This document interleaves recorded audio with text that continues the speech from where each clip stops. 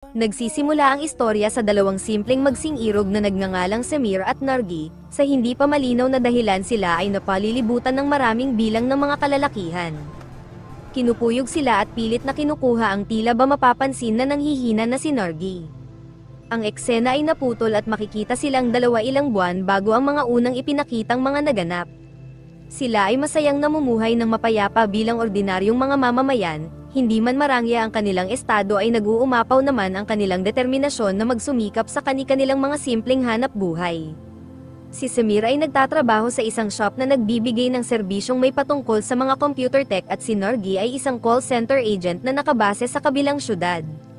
Matapos ang kanilang masayang kasal, mas lalo silang nagsumikap sa kanilang mga trabaho para makapagpandar ng kanilang sariling tahanan at upang hindi na rin sila umasa pa sa kanilang mga magulang.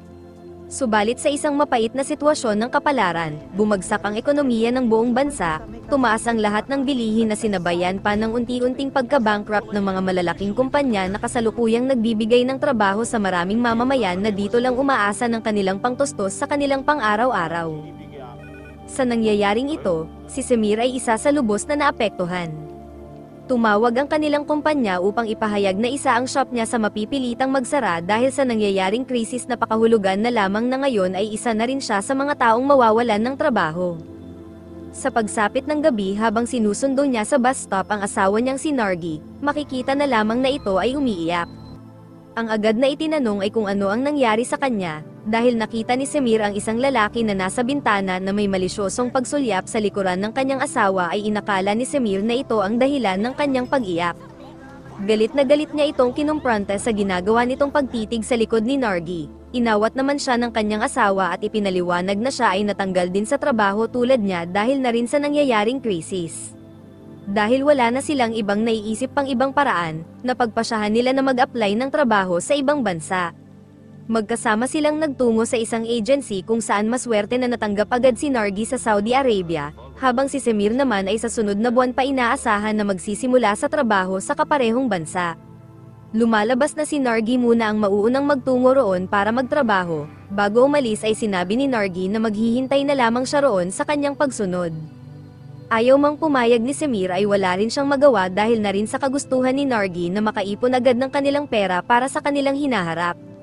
Ngunit tila ang lahat ng mga planong ito ay mabubulabog sa isang balita, sa isang simpleng araw habang naghihintay si Semir sa kanyang flight sa sunod na buwan, nakatanggap siya ng tawag kay Nargi kung saan takot na takot itong humihingi sa kanya ng tulong. Halos manlumo si Semir nang malaman sa asawa na naloko sila ng kanilang agency dahil ibang trabaho pala ang kinahinatnan nito sa Saudi. Narinig na lang niya sa kabilang linya ang sumisigaw na si Nargi habang tila may ibang mga kalalakihan ang pilit na sumusunggab rito. Naputol ang tawag, habang hindi malaman ang gagawin ay sumubok pa siyang tumawag pabalik ngunit nakasarado na ang cellphone. Madali niyang hinanap ang contact number ng kanilang agency subalit hindi na rin makontak ang number. Dahil rito ay daglis siyang sumakay ng kanyang motor at tinungo ang opisina. Walang ibang tumatakbo sa kanyang isipan kung hindi ang matinding pangamba para sa kanyang pinakamamahal na asawa na sigurado siya na nasa hindi magandang sitwasyon ngayon. Ipinahayag ng kanilang agency na maging sila ay walang alam sa nangyayari kay Nargi at ipinaalam na hindi ito nakarating sa lugar ng pagsusunduan sana ng kanilang agency partner sa Saudi. Wala na siyang sinayang pang mga oras at gamit ang natitirang pera ay tinungo niya ang bansa. Sumakay sa taxi at agad na bumili ng SIM card na gagamiting pangtawag sa partner agency na sinasabi ng kanilang ahente. Subalit sa isa na namang minamalas na pagkakataon, ang contact at address na ibinigay ay mga peke at gawa-gawa lamang. Lumalabas na totoong manloloko ang agency na kanilang pinagtiwalaan at ngayon kausap niya ang pamilya sa India na nakatakas ito sa mga pulis. Sa tulong ng nasakyang taxi driver na nagngangalang Hamid ay sinamahan siya nitong idulog ang problema sa nawawala niyang asawa sa mga pulis, ngunit hindi siya nakakuha ng anumang tulong dahil mapag-aalaman na hindi legal ang pagpasok ni Nargi sa bansa at kailangan muna niyang lumapit sa embahada ng India bago sila gumawa ng anumang hakbang. Dahil tila nagwawalang bahala ang mga kinauukulan at pinaasa sa pangakong tatawagan agad kapag nakakuha na sila ng impormasyon ay siya na ang gumawa ng sariling hakbang. Kasama ang nagmamagandang loob na taxi driver, sinamahan siya ni Hamid sa mga kilalang pugad ng mga sindikato na nagbebenta ng kasiyahan. Si Semir ay magpapanggap na isang turista na gusto ng kasiyahan sa mga inaalok na kababaihan. Napadpad sila sa isang lugar na makukumpirma ni Semir na hawak nila ang asawa niya sa pamamagitan ng mga pinagpipilian ng mga litrato. Sa tulong pa rin ni Hamid ay ipinasabi na ito ang napili niyang babae.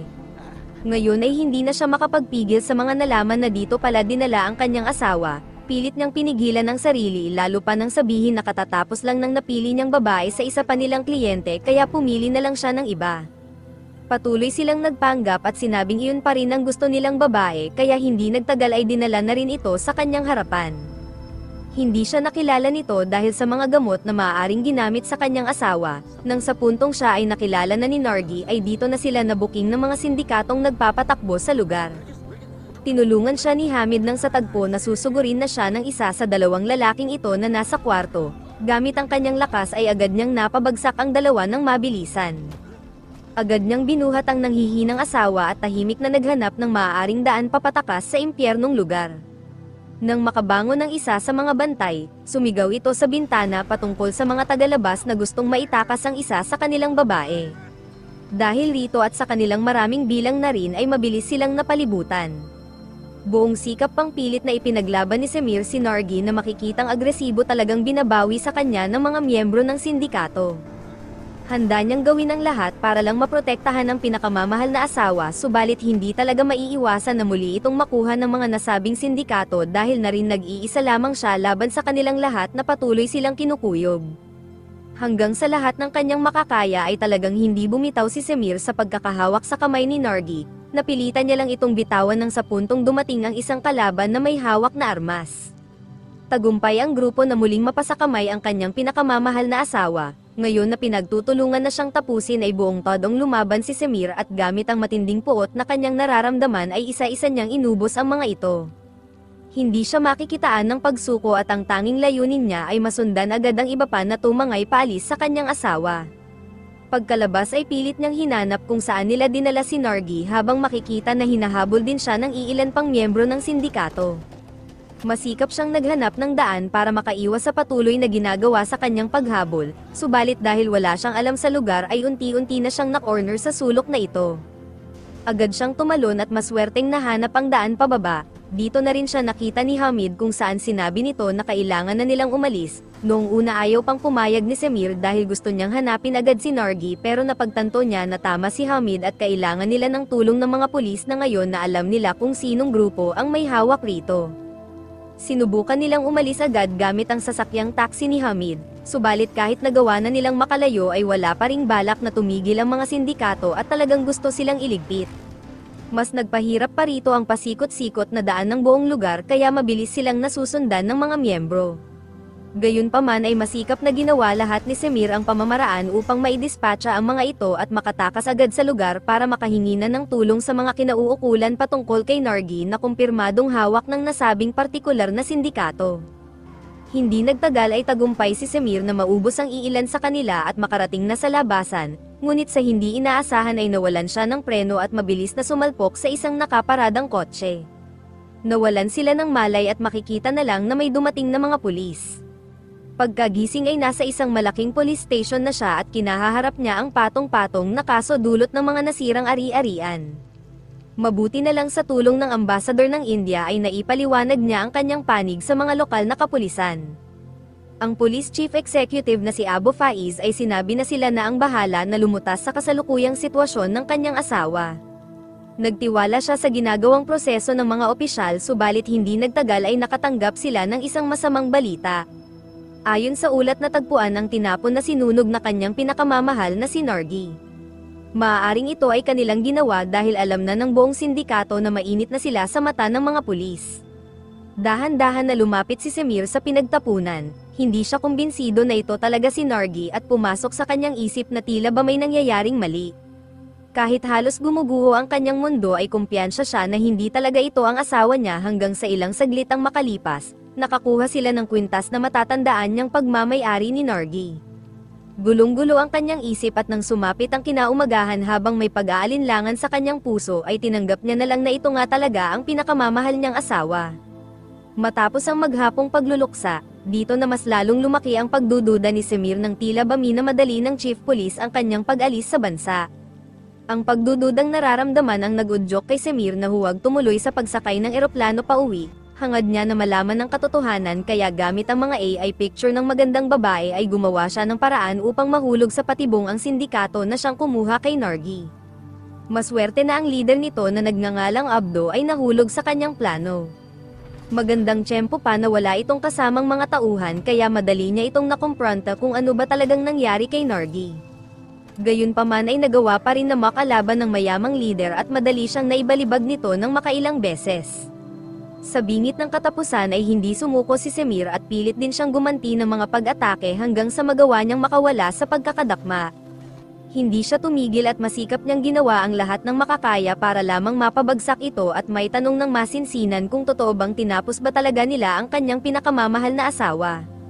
Sa kanyang ginawang pagpapaamin sa katotohanan na gusto niyang malaman ay sinabi na nito na ang kutob niya patungkol sa totoong nangyayari ay totoo nga. Si Nargi ay buhay pa at ang lahat ay palabas lamang para mapabalik na siya ng India dahil ang pananatili niya sa bansa nila ay nagdudulot ng malaking sakit sa ulo sa malawak nilang operasyon.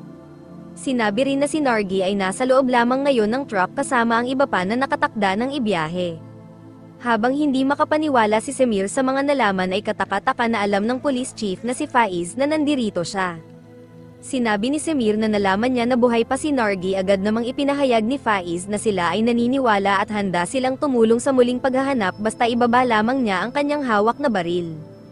Nagtiwala si Semir at ibinigay niya ang armas, subalit sa isang malaking revelasyon nagpasalamat ang leader ng sindikato kasabay ng pagpuntirya nito sa kasamang pulis, pakahulugan lamang na ito ay kurap na kasabwat ng sindikato at ang siyang pasimuno sa pagpeke sa pagpanaw ni Nargi. Ang pulis na si Riem ay nagpaubaya at sinabi na siya na ang bahala rito habang si Semir nagtungo agad sa likod ng mansyon. Habang nagpapangbuno ang dalawa at talagang gustong iligpit ng kurap na pulis ang kanyang kasama para mawala ang ebidensya sa kanyang pagiging tiwali, si Semir ay hinanap agad sa mga nakaparadang truck sa likod kung saan rito nakakulong sila Nargi.